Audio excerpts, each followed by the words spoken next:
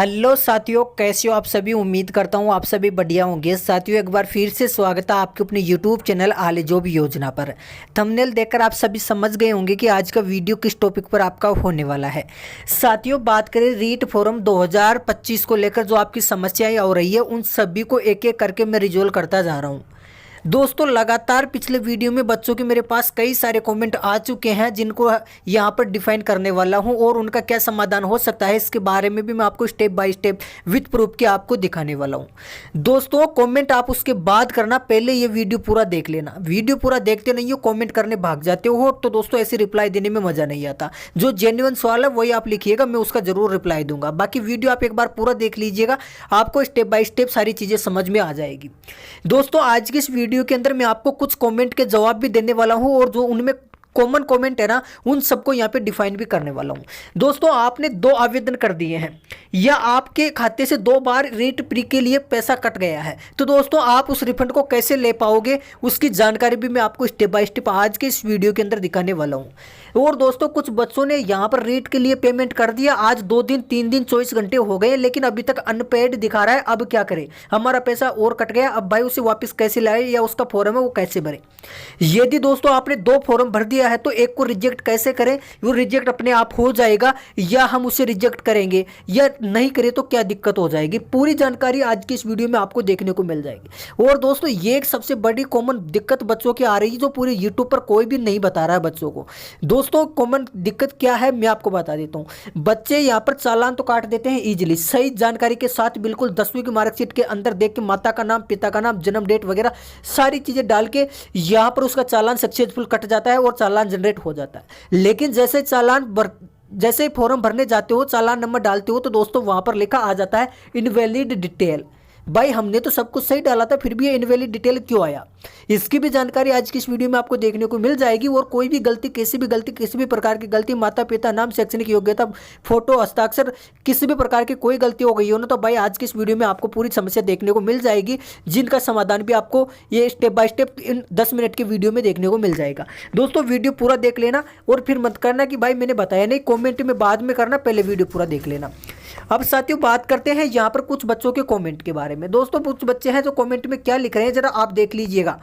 दोस्तों, यहाँ पर मैंने कुछ बच्चों के कमेंट का है ना स्क्रीनशॉट लिया है, आप खुद देख लीजिए। ये यहाँ पर भाई साहब लिख रहे हैं कि सर मेरे एड्रेस गलत हो गया है और घोषणा पत्र जिला भर दिया है, अब मैं क्या करूँ, प्लीज़ रिप्लाई। अब इस भाई साहब को ये कौन समझाइए कि रीट विभाग हमारे घर थोड़ी आ रहा है कि उसका एड्रेस गलत भर दिया या उसका जिला, घोषणा पत्र जो भी है वो गलत भर दिया तो क्या दिक्कत हो जाएगी। भाई मस्त रहो, कोई दिक्कत नहीं। आपकी जो भी दिक्कत हो गई है ना, आपकी दिक्कत यहाँ पर जो करेक्शन डेट आएगी ना 15 तारीख के बाद, उसमें सुधार लेना। यदि आपके पास 300-400 रुपये अलग से है तो, यदि नहीं सुधारना चाहते तो मत सुधारना भाई, कोई नहीं देखने वाला इन चीज़ों को, ठीक है। और जिन बच्चों की ये दिक्कत हो रही है ना, एड्रेस से संबंधित या यूनिवर्सिटी से संबंधित, या उन्होंने गलत नाम भर दिया, गलत कोर्स भर दिया, ये छोटी मोटी जो गलतियां हो गई है ना, तो भाई इनको कोई देखने वाला नहीं है, सिर्फ आपका यहाँ पर रेट पास होना चाहिए, इसको देखेंगे, ये ध्यान में रखना। तो आपको इससे संबंधित कोई भी प्रकार की कोई गलती हो रही है ना, तो भाई मस्त रहो। आप 15 तारीख के बाद सुधार करना चाहो तो उसमें कर लेना, आपके पास मौका है। यदि नहीं करना चाहते तो कोई बड़ी वाली बात नहीं है। अब एक भाई कह रहा है कि सर स्पेशल बीएसटीसी है, उसमें जनरल बीएसटीसी लिख दिया, अब मैं क्या करूं। अरे भाई, लिख दिया तो लिख दिया, अब क्या करें भाई, जब आपकी डेट आएगी उसमें सुधार लेना, मस्त रहो। नहीं सुधारते तो कोई बड़ी बात है नहीं, आपकी बस रीट पास होनी चाहिए। जब मेन का फॉर्म भरने जाऊं ना, तो वहां पर आपकी रीट है ना, उसका प्रमाण पत्र लगेगा और उसके रोल नंबर वहां पे लगेंगे। जैसे रोल नंबर लगाओगे आपका डेटा वहां पर आ जाएगा ऑटोमेटिकली। वहां पर आपको ये सारे कोर्स वगैरह जो वापस चेंज करने के ऑप्शन मिलेंगे, तो वहां पे स्पेशल बीएसटीसी कर देना, क्या दिक्कत है भाई। लेकिन वहाँ मेन फॉर्म के अंदर आपकी गलती नहीं होनी चाहिए, यहाँ गलती हो गई कोई दिक्कत नहीं, चलेगा भाई। अगले कमेंट यहाँ पर आ रहा है बच्चे का कि भाई दूसरा फॉर्म भर नहीं रहा हूँ, बता रहा हूँ कि ये मोबाइल नंबर से पहले फॉर्म भरा हुआ है क्या, प्लीज हेल्प मी। तो भाई कोई दिक्कत नहीं भाई, उस मोबाइल नंबर से फॉर्म किसी ने भर दिया, ये फिक्स है, वरना ऐसे नहीं बताता। तो आप दूसरा मोबाइल नंबर ट्राई कीजिए और आवेदन कीजिए, आपका इजीली आवेदन हो जाएगा।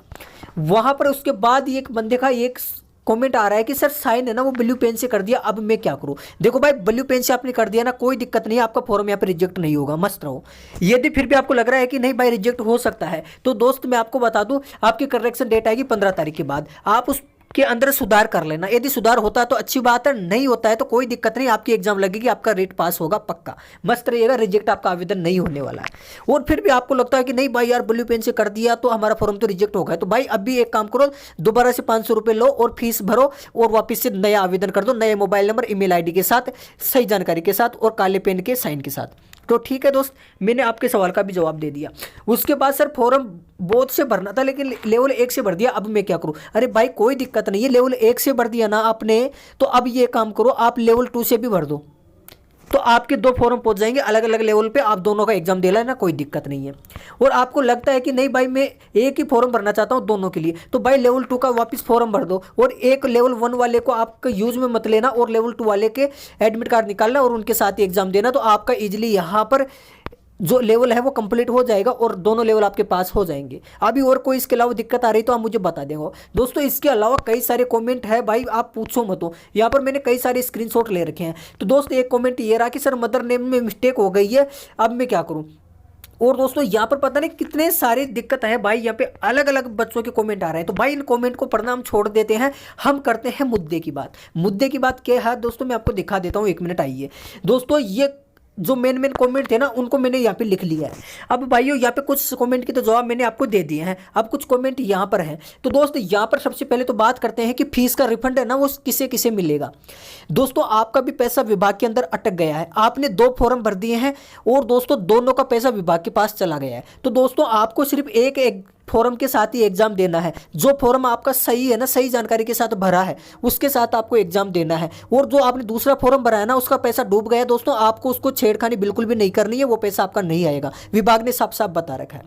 अब बात ये आती है कि भाई हमारा तो पैसा कट गया, 4 दिन हो गए 5 दिन हो गए लेकिन अनपेड दिखा रहा है, अब मैं क्या करूं? भाई कोई दिक्कत नहीं है, अनपेड दिखा रहा है ना आपका पैसा, तो अब आपको एक काम करना है, जिस बैंक से आपका पैसा कटा है, क्या बता रहा हूं, जिस बैंक से आपका पैसा कटा ना, जिस बैंक में आपका खाता है वहां से पैसा कटा है ना, तो आपके उस बैंक में संपर्क करो, वहां पे कंप्लेंट दर्ज कराओ, 24 घंटे के अंदर आपका पैसा आपके खाते में आ जाएगा, ये मेरी गारंटी है दोस्त। क्योंकि इसी प्रकार मेरा जिस दिन फॉर्म चालू हुए थे ना उसी दिन अटक गया था, दूसरे दिन मेरा पैसा वापस खाते में आ गया। कैसे आया? मैंने बैंक डिपार्टमेंट में अपनी कंप्लेंट है वो दर्ज करवाई थी, तो आप भी ये दर्ज करवा देना, आपका पैसा आपके खाते में आ जाएगा।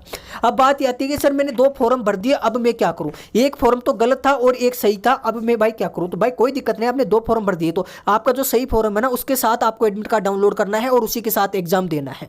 बात आती है कि रिजेक्ट का, तो भाई पहला फॉर्म यदि रिजेक्ट चालू हो जाते हैं ना तो आपको रिजेक्ट कर देना है, यदि नहीं चालू होते हैं ना रिजेक्ट के लिंक या कोई नोटिफिकेशन जारी नहीं होता है तो आपको मस्त रहना, उसको भूल जाना है और नए फॉर्म के साथ आपको तैयारी करनी है और उसी के साथ एग्जाम देना है। आपका पुराना फॉर्म ऑटोमेटिकली रिजेक्ट हो जाएगा जैसे एग्जाम लगेगी।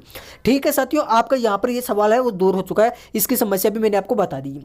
अब बात ये करते हैं कि सर हमने यहाँ पर पेमेंट कर दिया सक्सेसफुल, 10वीं की जानकारी के अंदर डालकर मैंने सारी चीजें है ना कंप्लीटली सही सही भरी थी, अपने माता पिता जब का नेम जन्म डेट वगैरह सब सही भरी थी, और जैसे ही वहां पे चालान काटा है सक्सेसफुल कट भी गया, लेकिन जैसे ही फॉर्म फिल करने जाता हूं ना तो वहां पर दिक्कत आ जाती है कि भाई इनवैलिड डिटेल, कि आपकी जो जानकारी है ना जो चालान नंबर है ये गलत है, अब मैं क्या करूं? अरे भाई कोई दिक्कत नहीं है, आपकी ये गलत है तो दोस्त आपने गलती की है जब जाके ये चालान नंबर गलत है। आपने 10वीं का नाम 10वीं की जो मार्कशीट है उसमें से देख के आपने जन्म डेट सही डाली होगी, पिताजी का नेम सही डाला होगा और आपका खुद का नेम भी आपने सही डाला होगा, लेकिन भाई एक गलती आपने कर दी, उस चालान के अंदर आपकी माताजी का नेम है वो भी डलता है। मेरे भाई 100% क्या मैं बता दूं आपको, 101% आपने अपनी माताजी का नेम है ना वो गलत कर दिया। अब ये मत कहना कि भाई मैंने अच्छे से देखा था गलत नहीं था, अरे मेरे भाई 100% वो गलत हुआ है, वरना आपकी इनवैलिड डिटेल प्रॉब्लम नहीं आएगी। ये प्रॉब्लम काफी बच्चों को आई थी तो उनकी एक ही समस्या निकली थी, इनवैलिड डिटेल, और इनवैलिड डिटेल का कारण था उनकी माताजी के नेम में गलती। भाई आपने क्रॉस चेकिंग की थी क्या नाम की, मतलब एक बार देख लिया, दोबारा चेक किया था, 2 के बाद 3 बार चेक किया था, भाई 2-3 बार चेक करना होता है अच्छे तरीके से, आपने जल्दीबाजी में गलत कर दिया। तो अब भाई समाधान क्या होगा? मान लीजिए माताजी के नेम में गलती हो गई, अब क्या करें? देखो दोस्त, आपकी माताजी के नेम में गलती हो गई है ना तो उस चालान को तो वहीं पे छोड़ दो और उस 500 रुपए को भूल जाओ। अब दोबारा से आपको क्या करना है, दोबारा से एक नया चालान जनरेट करना है सही जानकारी के साथ और दोबारा से फॉर्म फिल कर देना है, तो आपकी यहाँ पर जो भी समस्या वो दूर हो जाएगी और इजीली आपको तैयारी करनी है फ्रेश मूड के साथ। अब बात ये आती है कि सर हमने तो फॉर्म भर दिया है, हमारे पिताजी के नेम में गलती हो गई, माताजी के में हो गई या खुद के नेम में हो गई, जन्म डेट गलत कर दी, कैटेगरी गलत कर दी, इसके अलावा आधार कार्ड वगैरह कई सारी चीज़ें गलत कर दी।